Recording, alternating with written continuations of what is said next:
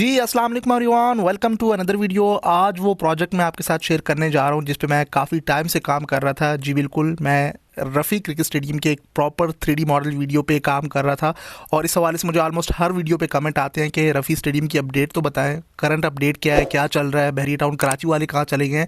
आप चैनल को सब्सक्राइब करके बेल आइकन को प्रेस कर लें। आज आपके साथ ईच एंड एवरीथिंग शेयर कर दिया जाएगा विद एक्चुअल फुटेज। आपको बताएंगे कि आज तक जितनी भी इमेजेस आपने देखी 3D में, जो मैं आपके साथ प्रीवियसली वीडियोज़ में शेयर करता हुआ आया हूँ, उसकी एक प्रॉपर वीडियो हमने आपके साथ शेयर कर दी है इस वीडियो में। ये वीडियो आप देख लीजिएगा तो रफ़ी क्रिकेट स्टेडियम के हवाले से A to Z सारी चीज़ें आपको ऑलमोस्ट देख के ही क्लियर हो जाएंगी। और एक्सप्लेन करना तो हम टाइम के साथ साथ वो करते आ रहे हैं। जैसे जैसे डिफरेंट फेजेस में स्टेडियम की कंस्ट्रक्शन होती रही, state of the art international latest technology पे स्टेडियम बनता रहा, हम आपके साथ वीडियो शेयर करते रहे। चाहे वो डबल टियर स्टैंड्स हो गए, दुबई से इंस्पायर्ड स्टेडियम हो गया, या जर्मन कंपनीज़ का यहाँ पे इन्वॉल्व होना हो गया, इंटरनेशनल कंपनीज़ ने स्टेडियम को डिज़ाइन किया, यहाँ पे काम किया, डिफरेंट कंपनीज़ यहाँ पे काम करती रही। बहुत सी चीज़ें अप एंड डाउन होती रही, चाहे वो 3D के हवाले से हो, स्टेडियम के हवाले से हो, या स्टेडियम की इन्फॉर्मेशन के हवाले से हो, कैपेसिटी हो, बायर साइड की सारी चीज़ें, वो हम टाइम टू टाइम आपको अपडेट करते गए। लेकिन अब जो मेन क्वेश्चन है, जो कमेंट आता है बहुत ज़्यादा हर वीडियो पे, कि भाई अब रफ़ी स्टेडियम का कोई नाम ही नहीं लेता, बहरिया टाउन कराची वाले किधर है, मलिक रियाज़ कहाँ है। मलिक रियाज़ के जो बेटे थे वो बड़ी बड़ी बातें करते थे कि चैंपियंस ट्रॉफी 2025 के मैचेस यहाँ पे हो रहे होंगे, PSL के मैचेस जल्द शुरू होंगे। और आपको भी याद होगा कि हम भी हर दूसरे दिन इसकी अपडेट शेयर कर रहे होते थे, इतना तेज़ी से यहाँ पे काम हो रहा होता था। लेकिन एकदम से अचानक इतना बड़ा स्टॉप लगा।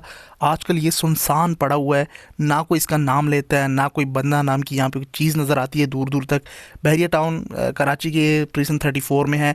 पहले मैं आपको ये 3D के हवाले से बड़ी बड़ी चीज़ें थोड़ा सा यहाँ पे कंपेयर करके दिखा देता हूँ, फिर बताते हैं कि करंट अपडेट अब क्या है। कोई इस पर डिस्कशन क्यों नहीं कर रहा, क्या कोई न्यूज़ निकल के आ रही है नहीं, उस पर बात कर लेते हैं। सो ये जो जनरल इंक्लोजर है, स्टैंड के नीचे जो एरियाज़ हैं, जो आपको रियल फुटेज में दिख रहा है, साथ साथ हम 3D के साथ भी कंपेयर करते हुए आपको दिखा रहे हैं। जिस तरह से स्टैंड्स के नीचे वाला एरिया है, ये सारी चीज़ हम A to Z पहले एक्सप्लेन कर दी थी हमने, लेकिन इस तरह की प्रॉपर कोई 3D वीडियो थी नहीं। सो आज मैंने वो सारी चीज़ें कलेक्ट करके एक साथ शेयर कर दी हैं और फिर वो रियल फुटेज के साथ थोड़ा बहुत कंपेयर करके यहाँ पे शो करवा दिए। तो इसको देख के आपको अंदाज़ा हो जाता है कि किस तरह का एक इंटरनेशनल स्टैंडर्ड का बेहतरीन, इस तरह का कोई स्टेडियम भी पाकिस्तान में आज तक आपको नज़र ना आता अगर ये बन जाता। लेकिन अनफॉर्चुनेटली ये बना नहीं, अभी ये पेंडिंग ही पड़ा हुआ है। इस तरह से इतने इस पर करोड़ों रुपए खर्च हो गए हैं। होना तो ये चाहिए था कि प्रॉपर इसको गवर्नमेंट जो है वो स्पॉन्सर करती और इस तरह का स्टेडियम बना देती और जल्द से जल्द यहाँ पे मैचेस करवाती। पहला प्रॉपर डबल टियर स्टेडियम इसको आप कह सकते थे। पेशावर का तो है ही, लेकिन वो उस तरह से है नहीं जिस तरह से आप international state of the art एक स्टेडियम को कहते हैं, वो ये वाला था। आप कमेंट सेक्शन में भी देख लीजिएगा, हर कोई इस बारे में कमेंट करता है। मैं इसकी वीडियो अब शेयर करता नहीं हूँ, काफ़ी टाइम बाद हम वीडियो ले आते हैं। आप देख लीजिएगा, कमेंट सेक्शन ज़रूर रीड कीजिएगा। सो ये वो पवेलियन एरिया है, जिस तरह से दुबई से ये इंस्पायर्ड था। देखिए पूरा पवेलियन हम साथ साथ 3D भी इमेजेस के थ्रू शेयर करते गए। आज हमने वीडियो भी शेयर कर दी इस तरह से। जो इसका बाहर साइड का एरिया है, जो यहाँ पे रैंप वॉक है, या जो यहाँ पे शॉप्स हैं सारे ब्रांड्स की, मतलब कि बहुत बड़ा ये मास्टर प्लान था और बड़ा तेज़ी से रिसेंटली इस पर काम भी हुआ था। हाल ही में तो नहीं कह सकते क्योंकि अब तो 2-3 साल गुजरने को हैं।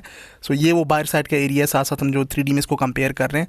मतलब कि इतने शौक से मैं इस पर वीडियो बनाता था, इतने शौक से इसकी अपडेट हम शेयर करते थे। मैं इसकी 3D पे इतने शौक से आज भी काम कर रहा हूँ, लेकिन जो रियल में जो काम है वो एकदम से ऐसे ठप हुआ है, ऐसे रुका है कि अब वो एक ईंट भी आगे नहीं लग रही। और अनफॉर्चुनेटली वो आप कह सकते हैं कि एक बहुत बड़े पॉलिटिकल इंतकाम का निशाना बना हुआ है, क्योंकि पाकिस्तान में हर चीज़ पॉलिटिक्स की नज़र हो जाती है। खैर उसकी तरफ हम जाते नहीं हैं, फिर वो कमेंट सेक्शन में आ जाता है कि आप पॉलिटिक्स को डिस्कस करते हैं, इसकी साइड लेते हैं, उसकी साइड लेते हैं। मैंने एक कमेंट को रिप्लाई भी किया था कि भाई बाहर में जाए पॉलिटिक्स, ना हम किसी को सपोर्ट करते हैं ना किसी की साइड लेते हैं। जो काम करता है हम उसी के बारे में वीडियो बनाते हैं और इसी के काम को सपोर्ट करते हैं, हाईलाइट करते हैं। सो ये एक प्रोजेक्ट था, इसको मैं इतने शौक से प्रमोट कर रहा था, इस पर वीडियोज़ बना रहा था। आप जो पुराने व्यूअर्स हैं उनको पता होगा। ये चेक दिस आउट, इतना ब्यूटीफुल जिस तरह से पवेलियन इसकी इमेजेस शेयर हुई, फिर मैंने इस पर वर्क करके इसकी वीडियोस जनरेट की कि किस तरह से इसकी रियल में आपको फीलिंग आती है। प्लेयर्स यहाँ पे आते, पवेलियन होता, मैचेस हो रहे होते, मतलब कि ये तो एक आइडिया आपको इससे हो रहा होगा। लेकिन जिस तरह से यहाँ पे VIP बॉक्सेस थे, यहाँ का पवेलियन बन रहा था, जो 3D शेयर हुए थे, मैं कहता हूँ इस तरह का स्टेडियम सालों में पाकिस्तान में ना बन पाता। अब इस्लामाबाद की बात कर रहे हैं, इस्लामाबाद के वाले से बड़े टेंडर्स वगैरह भी शेयर हो रहे हैं, लेकिन आई डोंट थिंक सो कि इस तरह का स्टेडियम आप पाकिस्तान में बना पाएंगे। इसके बाहर साइड का जो एरिया था, यहाँ पे जो 2 एकेडमी ग्राउंड्स थे, यहाँ पे जो पार्किंग एरिया था, पार्किंग स्लॉट्स थे, मतलब कि बहुत बड़े पैमाने पर ये बड़ा प्रोजेक्ट बन रहा था। इसके लिए जो पैरागॉन ऑफिशियल वाले फिर काम कर रहे थे, और हमें लेटेस्ट जो हमें अपडेट्स देखने को मिली थी कि स्टेडियम के बाहर साइड पे भी आपको स्क्रीनें देखने को मिलेंगी। मतलब कि वो जो कैपेसिटी 50,000 बता रहे थे, फिर वो 25,000 की अपडेट हमें देखने को मिली कि 25,000 बाहर साइड पे एडजस्ट की जाएगी, वो स्क्रीन के थ्रू मैच को देख सकेंगे। बहुत सारी चीज़ें हमें सुनने को मिली। खैर लॉन्ग स्टोरी शॉर्ट, ये सारी चीज़ें मैं प्रीवियसली अपडेट कर चुका हूँ, इस पर मैं बात कर चुका हूँ, वो मैं रिपीट नहीं करूँगा। अब आप लोग सोच रहे होंगे कि अब करंट लेटेस्ट अपडेट क्या है। बाकी ये साथ साथ आप 3D देखते जाएं, बाहर का जो एम्बियंस है और जो एक्सटीरियर है, इंटीरियर, और जो सारी ब्रांड्स की शॉप्स हैं, जिस तरह से यहाँ पे आप इन होंगे, या जो एक तरह से आपको आइडिया आता है, जो 3D इमेजेस शेयर की गई थी, जो मैंने उस पर वीडियोस बनाई थी, कहीं पे भी आपको ये पिक्चर्स वगैरह नहीं मिलेंगी। हमने बड़े शौक से इसको प्रमोट किया था। अगर बहरिया टाउन वाली मेरी वीडियो देख रहे हैं तो उनको पता होगा कि हमने इनके इस प्रोजेक्ट को कितना प्रमोट किया, सपोर्ट किया है। अगर मलिक रियाज ये वीडियो देख रहे हैं तो भाई it's a request to you, ये कहीं पे भी आपको ये इमेजेस, ये वीडियोस नहीं मिलेंगी। मैंने खुद जनरेट किए हैं और बड़े शौक से इस पर मैंने काम किया है। तो मैं कह रहा था कि ये रिक्वेस्ट है हमारी बहरिया टाउन से, उनके जो ओनर्स हैं, उनके जो ऑफिशियल्स हैं। आई नो आप लोगों के साथ जो सलूक हो रहा है, आप काम करने के लायक नहीं है, वो भी हम अभी इस आगे अपडेट में शेयर करते हैं कि आजकल जो मैं बता रहा था कि अब करंट अपडेट क्या है, लेटेस्ट अपडेट क्या है, वो हम आपके साथ शेयर करते हैं। लेकिन मलिक रियाज जो उनके बेटे हैं, वो आजकल दुबई में धड़ाधड़ एक और नए नए प्रोजेक्ट पर काम कर रहे हैं। वहाँ पर दुबई में उन्होंने इन्वेस्ट करना शुरू कर दिया कि भाई पाकिस्तान में तो काम करने दिए जाते ही नहीं है, हम कुछ ना कुछ अच्छा लेके आते हैं। अब वो जिनके पर्सनल मामला हैं ज़मीनों के हवाले से, बहरिया टाउन या मलिक रियाज के साथ जो उनका एक्सपीरियंस है, वो एक अलग चीज़ है। लेकिन जिस तरह से बहरिया टाउन पाकिस्तान में काम कर रहा था, चाहे वो हाउसिंग सोसाइटीज़ हो गई, इस तरह के प्रोजेक्ट्स हो गए, तो यकीनन फ्यूचर में पाकिस्तान का नाम बहुत आगे जाता है। और ऑलरेडी आप देख रहे हैं उनकी सोसाइटीज़ किस तरह से वो परफॉर्म कर रही हैं, किस तरह से उन्होंने सोसाइटीज़ बनाई हैं। अच्छा खैर, अब लेटेस्ट करंट अपडेट ये है कि मलिक रियाज और उनके बेटे वो आजकल दुबई में, जैसे मैंने बताया कि वहाँ पर बहरिया टाउन वादा के नाम से उस पर सोसाइटी पर काम कर रहे हैं, वहाँ पर सारा पैसा लगा रहे हैं, पाकिस्तान पर पैसा लगाना छोड़ दिए। क्योंकि हाल ही में मलिक रियाज ने काफ़ी रिक्वेस्ट की प्राइम मिनिस्टर से, बराह रास्त इवन चीफ आर्मी स्टाफ को भी टैग किया कि भाई हमारे साथ साफ़ किया जाए, हमारे अकाउंट्स जो हैं उनको खोला जाए, क्योंकि सारे जो उनके अकाउंट्स हैं उनको फ्रीज़ किया हुआ है। तो ऑब्वियसली बहरिया टाउन कहाँ पे काम करेगा, तो वो बाहर जाके जो बाहर उनके पैसे हैं उस पर उन्होंने बाहर स्पेंड करना शुरू कर दिए, पाकिस्तान पे स्पेंड करने के बजाय। सो अगेन हाल ही में एक बड़ी अपील शेयर की थी, जो करंट अपडेट यहाँ पे आप देख सकते हैं। सो अब मामला ये है, मैं यहाँ पे आपको इसको रीड कर देता हूँ, इंग्लिश में भी आप देख सकते हैं। अपील बराए इंसाफ, बहरिया टाउन पाकिस्तान के लाखों मकीनों और मुलाजमीन की फरियाद। बराह रास्त पिक्चर के साथ प्राइम मिनिस्टर को टैग किया था इस बार, और चीफ ऑफ आर्मी स्टाफ को भी। अगेन के मोहतरम वज़ीर-ए-आज़म पाकिस्तान जनाब मियां शहबाज शरीफ और chief of army staff field marshal Syed Asim Munir, हम बहरिया टाउन पाकिस्तान के वकील और मेहनत कश मुलाजमीन आपके सामने नहायत दुखी दिल के साथ अपील पेश करते हैं। गुज़िश्ता चंद माह से बहरिया टाउन को गैर मामूली दबाव और पाबंदियों का सामना है। बैंक अकाउंट्स मुंजमद कर दिए गए हैं। रोज़मर्रा की बुनियादी सहूलियात जैसे पानी, बिजली, सफाई, तिबी इमदाद और तालीमी निज़ाम तकरीबन मुअत्तल हो चुके हैं। लाखों रिहायशों की ज़िंदगी मफलूज हो चुकी है। हज़ारों मुलाजमीन की तनख्वाहें रुक चुकी हैं और मुल्क के सबसे बड़े फलाई नेटवर्क की बका शदीद ख़तरे में है। इदारे के स्कूलों में मुफ्त तालीम, अस्पतालों में मुफ्त इलाज और इमरजेंसी सर्विसेज मुअत्तल होने के दहाने पर हैं। अलावा मुल्क भर में चलने वाले सैकड़ों दस्तरखान, जहाँ रोज़ाना लाखों अफराद को मुफ्त खाना फराम किया जाता है, बंद होने के करीब हैं। खैर लॉन्ग स्टोरी शॉर्ट, यहाँ पे जो मेन वो अगेन वही अपील कर रहे हैं कि भाई हमारे साथ इंसाफ किया जाए और हमें काम करने दिया जाए पाकिस्तान में। तो जब काम करने देंगे तब वो आपका रफ़ी क्रिकेट स्टेडियम जाके बनेगा ना।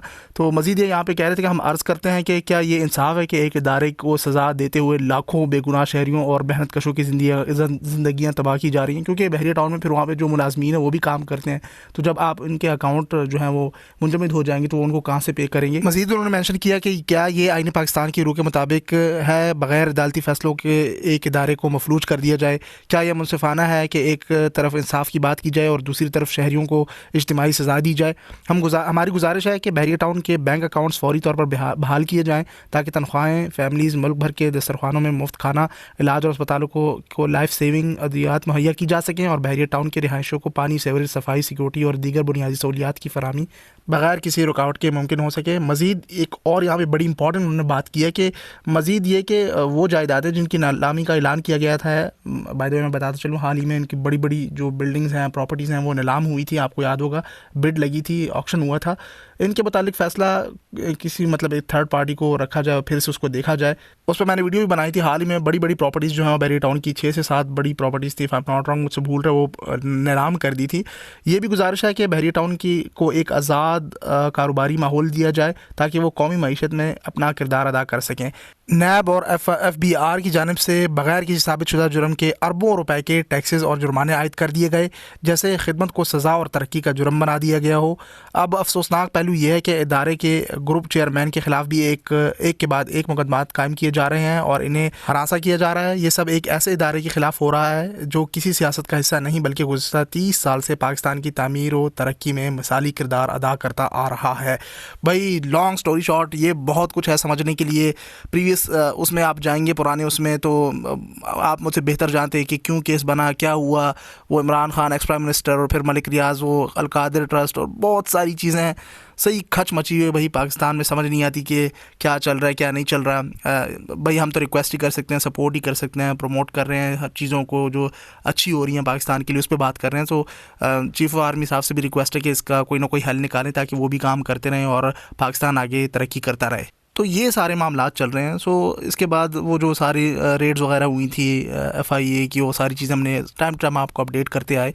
पॉलिटिक्स में हम काम रखते नहीं हैं, क्या सही है क्या सही नहीं है वो आपको बेहतर पता है, बट मैं इस पर क्या अपडेट शेयर करूं आप मुझे बताएं कमेंट सेक्शन में। मैं फिर भी आपके लिए वीडियो लेके आ जाता हूं कि करंट ये सब कुछ चल रहा है और इस वजह से काम रुका है, इस वजह से काम चल रहा है। सो वो चीज़ें हम शेयर कर देते हैं। Let me know in the comment section में आपकी क्या राय है। इन तमाम तर मामलात के बाद आप कहाँ तक पहुँचे, किस नतीजे पर पहुँचे हैं, ज़रूर बताइएगा। मैं आपका कमेंट ज़रूर रीड करूँगा। खैर फिलहाल इस वीडियो के लिए इतना ही। उम्मीद है आपको ये सारी 3D अच्छी लगी होंगी। मिलते हैं अगली वीडियो में। सोशल मीडिया पे आके फॉलो कर लें। तब तक के लिए टेक केयर, अल्लाह हाफिज़।